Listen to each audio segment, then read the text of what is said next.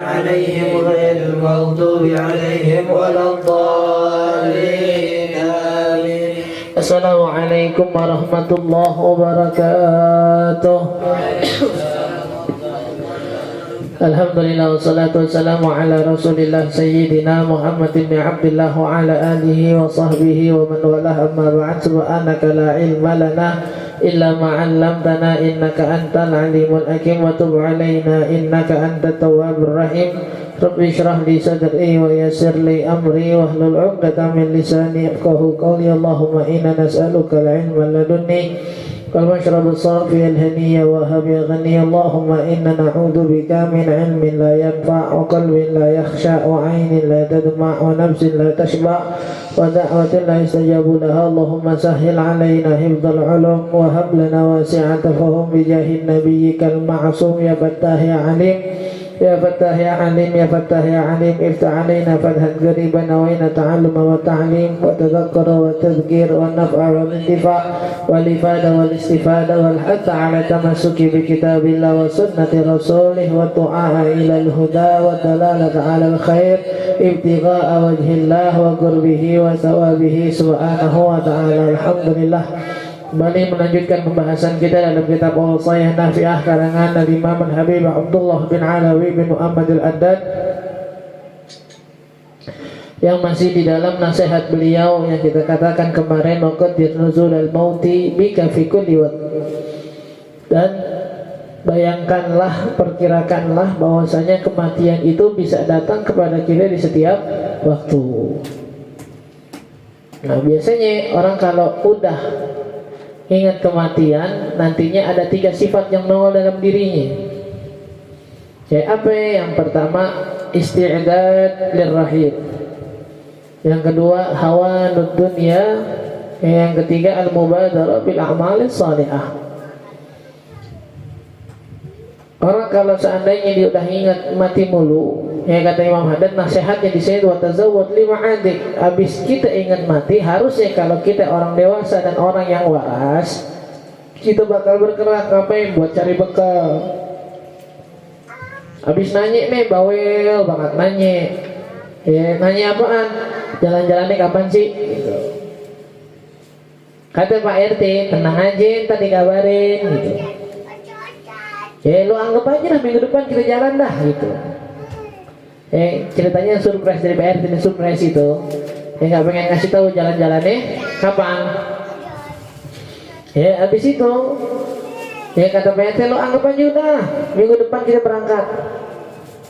Orang kalau seandainya tadi udah bawel, nanyain berangkat kapan, habis itu dikasih tahu sama RT-nya, insya Allah kalau anggap aja minggu depan kita berangkat. Kalau orangnya waras, orangnya benar, kemarin dia khawatir sama jalannya kapan, pasti disiap-siap.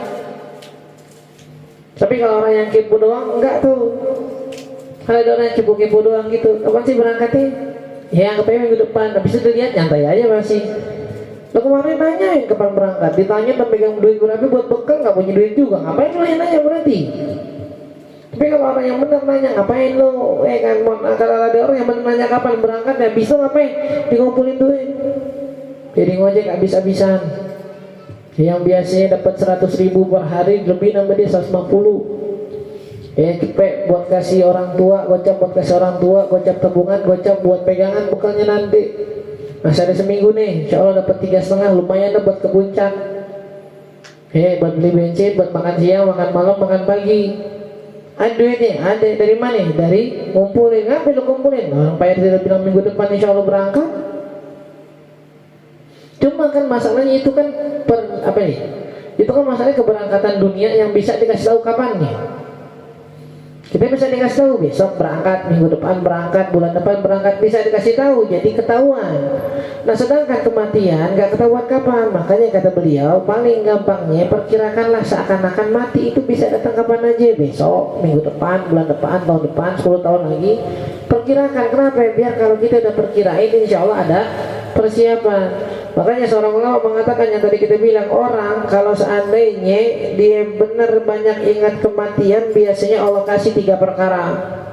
Apa yang pertama? Sering-sering taubat. Kalau orang benar ingat mati, pasti sering-sering taubat. Kalau besok mati, ya Allah gimana nih, ya Allah gimana nih gitu, ya Allah gimana nih, taubat ya Allah, besok mati ada kenal, ada neraka, ada surga, ada perhitungan amal apa segala macam. Itu kalau orang benar namanya ingat mati. Dan makanya Muhammad bilang ingat mati itu bukan sekedar jadi wirid, bukan. Tiap pagi bangun megang tasbih, mati mau ngapain? Ya kalau begitu dong mas, tiap hari juga kita main game ada sebutan mati lo gitu ada. Tapi gimana caranya perkirakan kematian itu datang kepada kita yang akhirnya menimbulkan sifat ingin segera bertobat kepada Allah. Yang kedua, hawa dunia. Yang kedua, ngerasa dunia itu sepele. Orang mau mati masih mikirin dunia, ini benar celaka nih. Orang kalau yang waras sedikit, jangankan mau mati, sakit aja udah malas mikirin dunia. Ya kalau ente mau lihat nih orang-orang yang nggak peduli sama dunianya tuh, nggak cinta sama dunia, nggak sedih pas mati dah, pas sakit dah. Kalau pas sakit masih sempetnya gitu, duh kabar motor gue gimana? Emang lu bisa pakai sekarang? Kan lu sakit-sakit juga, nggak bisa bangun juga, bisa-bisanya gitu mikirin motor. Udah dicuci apa belum? Ya bensinnya ada kagak? Lagi sakit parah di rumah sakit, motor gue sampai panasin. Ya Allah. Lagi sakit motor dipikirin siapa yang panasin. Tapi nggak gede, nggak cinta dunia. Lu bisa mati nih di rumah sakit, udah di rumah sakit ya, ada di ruangan sendirian lagi misalnya kita ICU. Kok bisa-bisanya mikirin motor di rumah gimana? Ya bisa-bisanya mikirin lo burung gimana, burung lo gitu, jangan lupa urusin burung gue ya gitu. Kalau itu mau jalan-jalan ke Jawa, bilang ke tetangga titip tuh kucing ya, masih masuk akal. Udah mau mati masih mikirin lo ngapain. Pikirin diri kita yang mau habis mati mau gimana ntar nih. Ya hawa tentunya biasanya nggak dianggap. Yang ketiga, ini baru ada zawud lima'an, sering tobat, dunia dianggap sepele. Ya, yang ketiga, bersegera untuk mencari bekal. Tuh kalau orang benar ingat mati.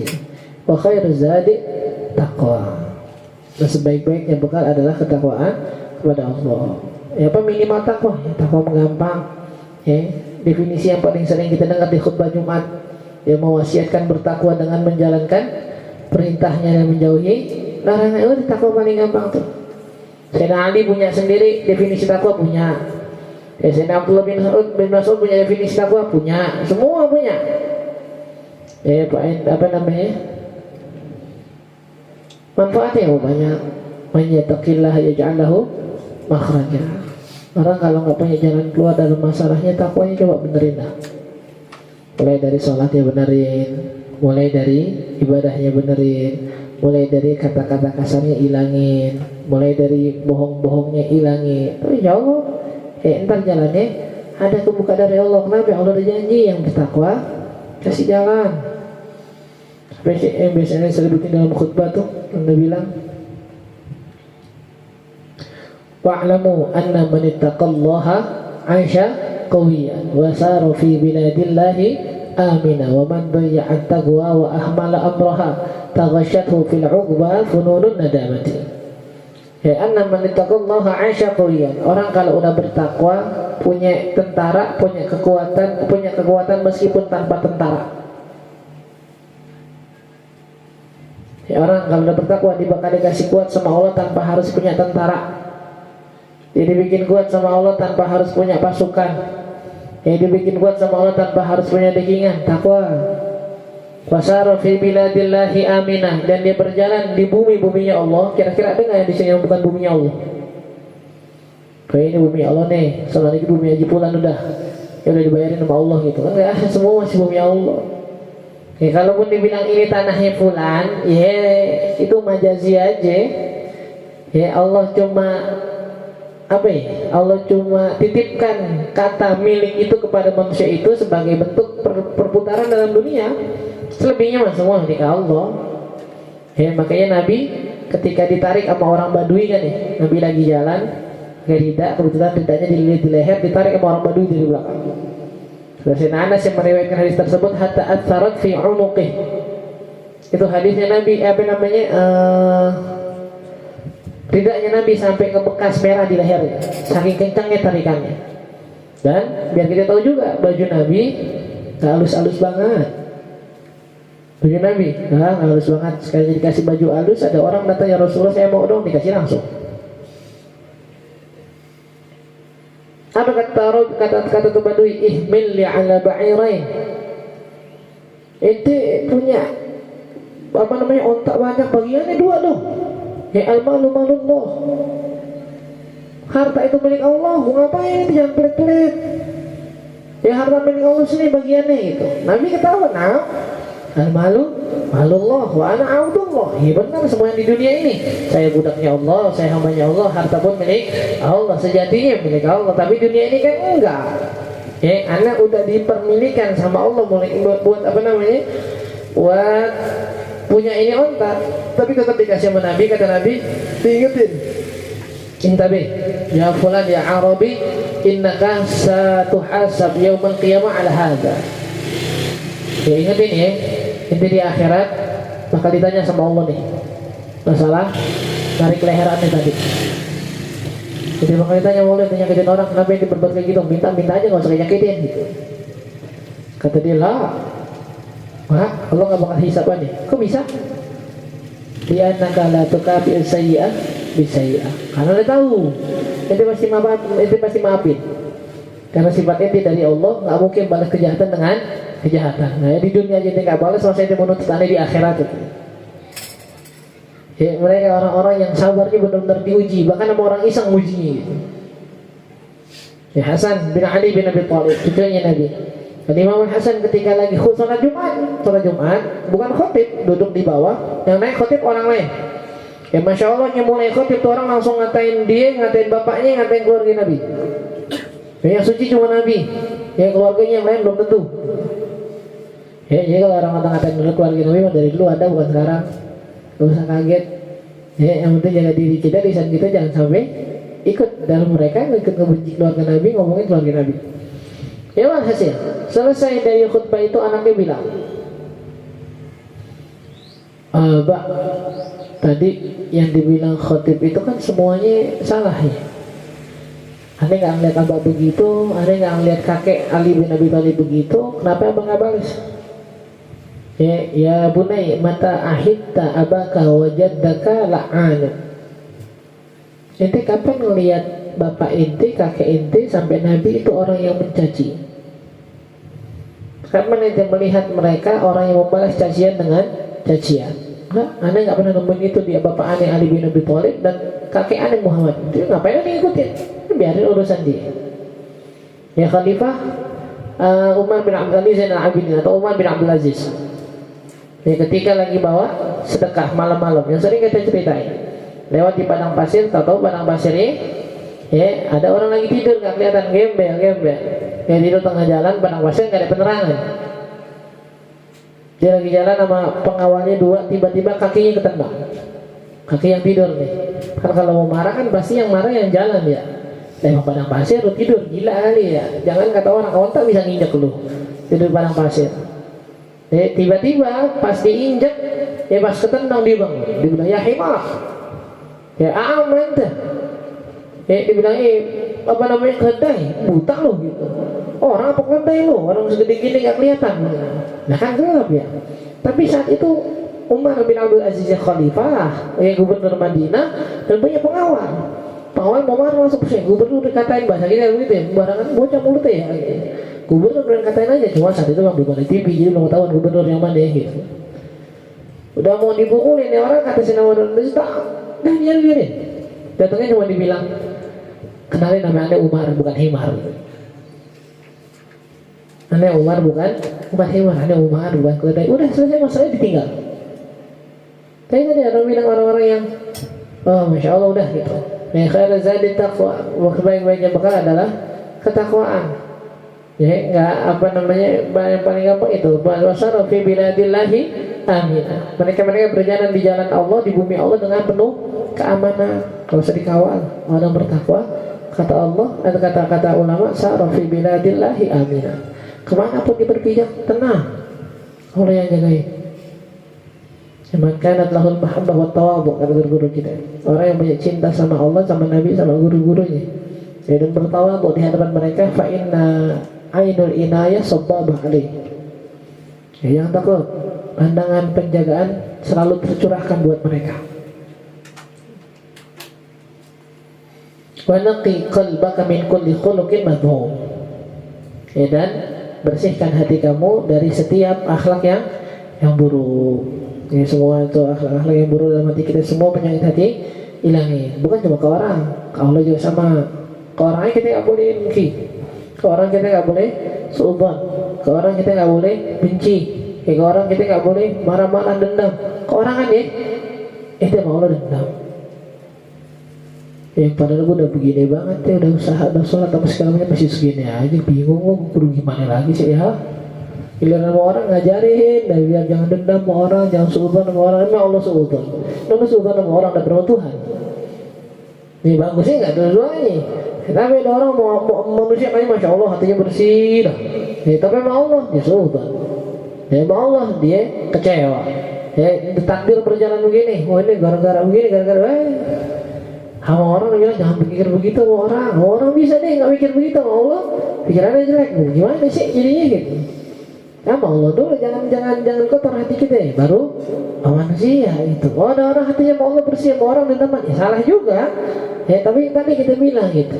Kenapa ada orang yang ketika bisa sama manusia itu husnudzon sama Allah, nggak bisa husnudzon. Jadi nggak jemput ente tuh. Wah, yaudah dah husnudzon aja, mungkin lagi sibuk, oke. Ente umur berapa ya? 40, belum nikah. Tahu nih bingung gue mau Allah, yang lain umur baru 20 udah nikah aja. Gue udah 40 gak nikah. Padahal gue baik-baik aja, sholat aja gue, rajin menabung dan tidak sombong. Tapi kenapa jodoh gue gak datang-datang gitu? Bingung gue sama Allah, harus doa gimana lagi? Ini yang bingung sama Allah. Dan juga Allah yang bingung sama lu, sama lu jadi budak. Jadi hamba panggilan dia. Sama Allah seubah, nama Allah dendam, sama Allah gerutu dengan segala ketetapannya. Tapi biar nama orang, sabar aja udah, sabar. Lebih bagus sabar dengan perilaku Allah daripada kita. Perilaku Allah kita sabarin, baik, dapat pahala. Perilaku orang, yang belum tentu membawa hikmah yang baik. Allah nih, yang tadi kita bilang itu, isbir ala aqdarillah, walau ahzanatka fakulluha khair. Bersabarlah atas takdir Allah, karena semua ketetapan Allah pasti membawa kebaikan meskipun zahirnya kelihatan menyakitkan. Tapi kalau manusia mukulin kita sabar, emang zahirnya menyakitkan, apa dalamnya ada kebaikan nih? Agak rumah sakit ini, ngapain? Tapi kalau kita nganggapin takdirnya dari Allah, nggak pasti ada kebaikan nih. Makanya harus juga bisa nih, isbir naqiqan wa'an kulli khuluqin madmum. Bersihkan hati dari semua akhlak yang buruk, bukan cuma sekedar ke manusia tapi juga ke Allah.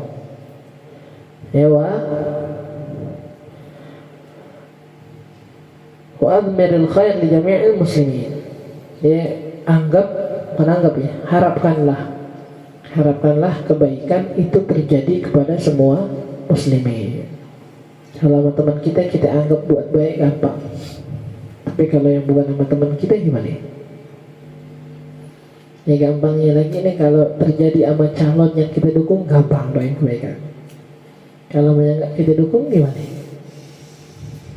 Masya Allah, Bapak Fulan nih mudah-mudahan debatnya lancar, ini itu apa segala macam. Pokoknya kalau dia naik, insya Allah mudah-mudahan kita doain Indonesia baik. Jangan sampai dia naik nih. Kalau Fulan yang naik, Indonesia hancur dah, berantakan. Pasti disiksa kita, pasti dimarahin kita, disusahin pajak kita, segala macam. Masya Allah. Yang itu dukung Muslim nggak? Muslim. Yang ini nggak dukung? Muslim.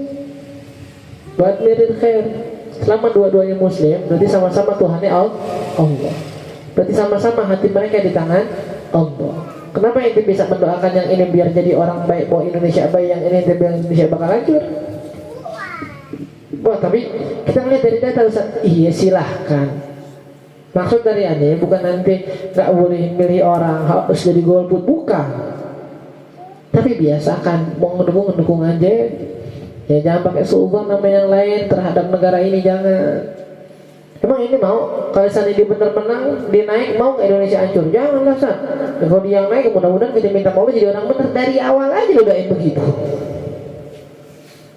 Dari awal aja udah mudah-mudahan siapa pun yang naik Indonesia jadi baik. Ini ke Indonesia hanya baik dengan satu orang, yang lain bakal hancur. Bener yang naik yang lain. Nah, ya lu Indonesia bakal hancur nih, siap-siap lu belanja lu udah bakal habis nih, susah nih, perusahaan di mana-mana nih. Oh jangan lu masuk doanya begitu, kan lu yang bilang kemarin. Kalau yang dia naik tadi Indonesia hancur, jangan lah doain lah, mudah-mudahan dikasih tobat sama Allah, dibimbing sama Allah jadi benar kan, sampai tahu. Itu dia, sampai tahu tuh kata-kata lu, siapa tahu dia naik pun Indonesia, ya benar-benar aja. Boleh ngedukung orang karena data yang kita tahu terhadap kebaikannya, tracknya apa segala macam, silahkan. Tapi jangan ya kita bersuudzon sama yang lain ya seakan-akan ya kalau yang lain hancur naik jadi Indonesia hancur. Wa amirul khair li jami'il muslimin, siapapun yang naik selama dia masih muslim, benar-benar Allah apa namanya Allah jaga. Tapi yang ngarep dia nih, masya Allah pinter waktu dia megang ibu kota, waktu dia megang kota ini aja bagus ya, mudah-mudahan gitu ya. Dan kita lihat banyak punya dari negara-negara luar atas kinerjanya segala macam, mudah-mudahan dia naik, nah boleh. Tapi kalau siapapun tetap nih apa namanya titipkan di hati kita perasaan tapi gitu. Besok kita mau bikin acara tabligh akbar hujan, ya mudah-mudahan nggak hujan deh. Titipkan juga di hati kita. Kalaupun hujan, ya udah itu yang terbaik dari Allah. Kata Sayyidina Umar, kalau seandainya saya dikabulkan doa saya, kata Sayyidina Ali, alhamdulillah. Ya karena itu yang kita mau. Tapi kalau seandainya doa saya nggak dikabulkan, ya nggak apa-apa. Berarti itu yang Allah mau. Paham ya?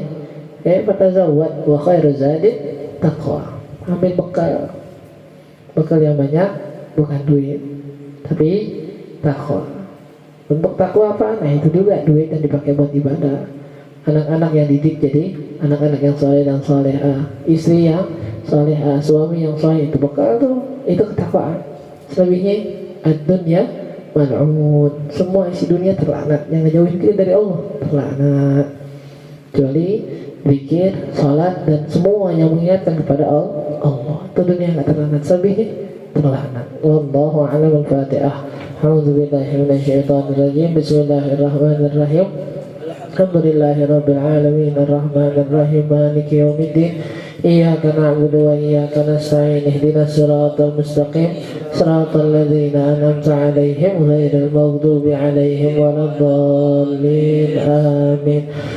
Astaghfirullahal azim wa a'udzu billahi minasyaitonir rajim. Bismillahirrahmanirrahim. Alhamdulillahirabbil alamin wa sallallahu ala sayyidina Muhammadin wa ala alihi wa sahbihi ajma'in. Allahumma aghnina bil ilmi wa zayyinna bil ilmi wa akrimna bit taqwa wa jammilna bil afiyah wa haqiqna bil istiqamah. Rabbana ighfir lana dhunubana wa liwalidina warhamhuma kama rabbayana shighara. Rabbana atina fid dunya hasanah wa fil akhirati hasanah wa qina adzaban nar. Wa sallallahu ala sayyidina Muhammadin wa ala alihi wa sahbihi wa sallam walhamdulillahi rabbil alamin.